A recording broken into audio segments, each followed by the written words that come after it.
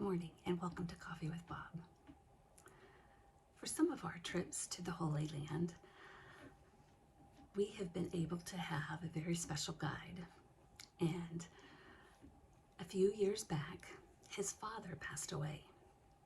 And he was telling me about his mom was going through these different stages of grief. Not the stages we think of grief, the denial and acceptance, anger, not those, but the periods of grief that as part of his Jewish faith kind of outlined what the mourner, the one who had lost their loved one, was supposed to do at that point of their life.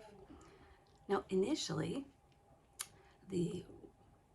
his mom stayed home and she was brought food. She didn't leave the house, and that was the initial period right after the death of her husband.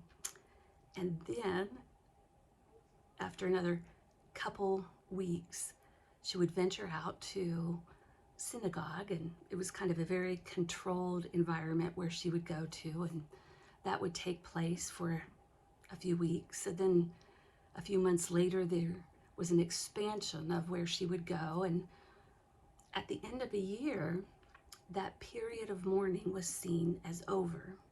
Now, not that she had stopped grieving the loss of her husband, but those periods that kind of regulated her life as to what she would do and where she would go, that period had ended. Now, that may seem very strange to us and somewhat constrictive. How can people say what you can do and not do? I thought it was a tremendous idea, because as I've seen families walk through those periods of grief, initially what happens is a whirlwind.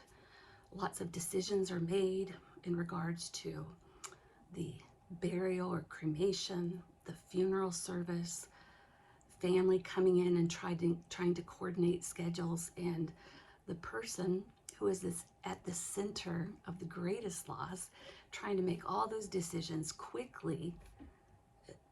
There's no time for them to truly mourn. And sadly, once a funeral service happens, society here kind of thinks you should be done with it. Now, I think it would be a great healing activity to almost have these periods that for the first week or so, they are just in their home, and then it kind of steps out, because at the end of the year, they would be back into the world and realize that that's where they're called to be. They're called to continue living life to the fullest.